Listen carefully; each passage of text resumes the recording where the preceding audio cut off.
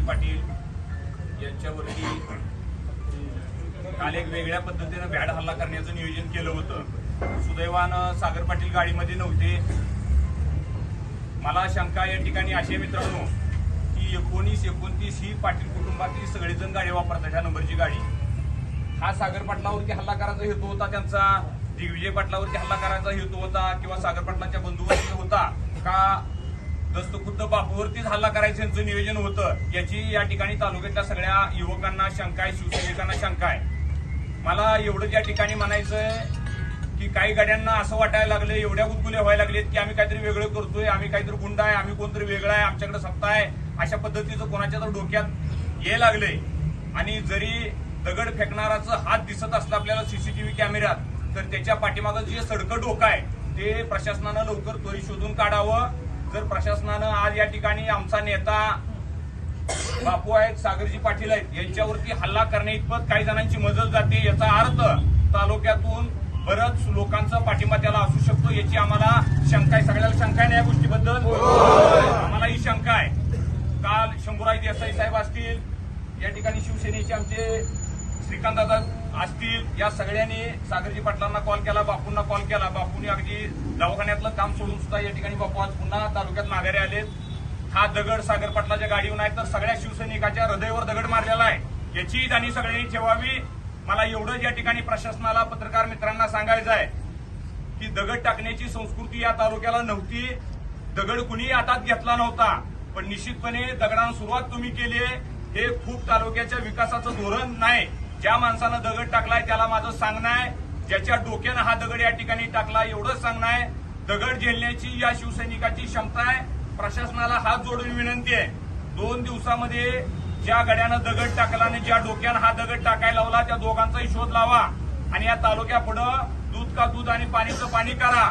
नसल तर शिवसेना, युवा सेना या तालुक्यात गावागावात, दारापुढं, रस्त्यावरती, अंगणात एवढी मोठी आंदोलन उभा करल, एवढा मोठा तांडव उभा करल की तुम्हाला तुमच्या 2 पिढ्या सुद्धा विसरणार नाही त्या। हा दगड तुम्ही शिवसैनिकावरती मारलाय, आमच्या नेत्यावरती दगड मारलाय, हा दगड खपवून घेतला जाणार नाही आणि तालुक्यातल्या सगळ्या तळागाळातल्या गावखेड्यातल्या शेवटच्या माणसापर्यंत आमचं सांगणं आहे की सागर भैयाच्या गाडीवरती दगड मारून सुरुवात त्यानं केली आहे, पण तालुक्यातल्या एकाही कार्यकर्त्याच्या डोक्याच्या केसालाही धक्का लागणार नाही, याची आपण दक्षता घ्यायची आहे। 2 दिवसाचा आम्ही अल्टिमेटम देतो या ठिकाणी शिवसेनेच्या, युवासेनेच्या वतीनं।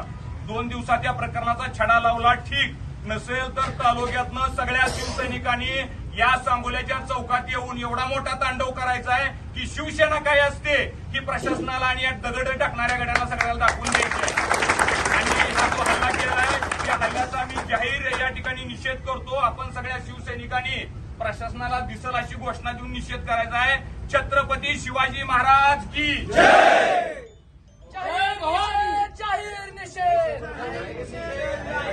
आणि मी एवढी मागणी करतो, 19-29 सागर पाटील तुमची गाडी आहे, दिग्विजय दादाची गाडी आहे, तुमच्या कुटुंबाच्या गाडी आहे आणि दस्तखुद आमचे नेते सुद्धा 19-29 गाडी आहे।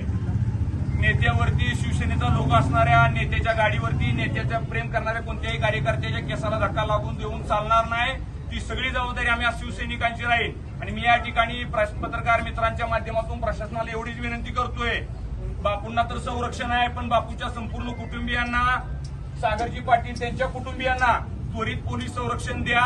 तालुक्यातल्या वेगळ्या विचाराचं सडकं राजकारण कुठंतरी चालू आहे आमच्या लक्षात यायला लागले आणि अशा या प्रवृत्तीने ज्यांनी केला त्याचा जाहीर निषेध करतो। या कुटुंबाला पोलीस प्रशासनानं संरक्षण द्यावं आणि 2 दिवसात छडा लावावा ही आम्ही या ठिकाणी विनंती करतो।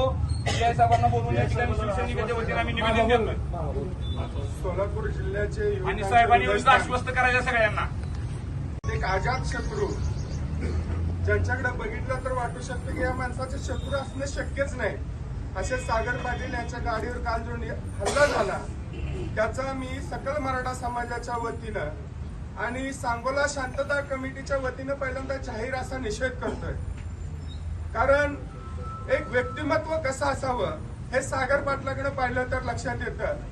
5 वर्षाची आमदारकी असेल, वडिलांचं जन्मापासूनचं राजकारण असेल, कुठेही कोणत्याही माणसाला न दुखवण्याला हा माणूस, आणि आज या माणसाच्या गाडीवर जो हल्ला होतोय आणि हे गेल्या 20 तारखेच्या मतदानानंतर अगदी 15 ते 20 दिवसात हे घडतंय.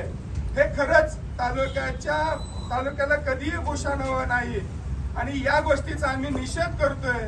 आणि सकल मराठा समाजाच्या वतीनं विनंती आहे, गेल्या 55 वर्षाचे राजकारण असेल, बापूंचं 5 वर्षाचं राजकारण असेल, कुठंही कुठल्याही शिवसैनिकच काय तर सांगोल तालुक्यातल्या कुठल्याही सर्वसामान्य नागरिकाला कुठेही दगाफटका झालेला नाही. आणि आज जर सागर पाटलांवरती दगा होत असेल, सागर पाटलांच्या गाडीवर दगड टाकला जात असेल, तर निश्चितपणानं या सांगोला तालुक्यातला सर्वसामान्य माणूस, सर्वसामान्य महिला, सर्वसामान्य विद्यार्थी सुरक्षित नाही. आणि त्याची सर्व जबाबदारी ही प्रशासनाची आणि नूतन आमदार साहेबांची आहे. शांतता कशी ठेवायची, कशी राबवायची, आपल्या लोकांना कसं शांत करायचं, या प्रशासनाला कसं राबवून घ्यायचं, ही सगळं नियोजन त्यांनी करावं आणि अशा पद्धतीची घटना पुन्हा होणार नाही.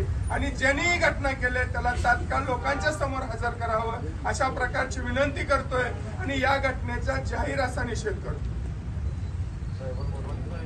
सूचना आहेत की कसल्याही परिस्थितीचा याचा तपास लागला पाहिजे, छडा लागला पाहिजे. त्या पद्धतीने आम्ही रात्री 12 वाजेपर्यंत सगळे सीसीटीव्ही फुटेज तपासलेले आहे. आता हे तपासणार आणि लवकरात लवकर ते जे कोण आहे त्याला आम्ही शोधून काढू असे मी आश्वासन देतो.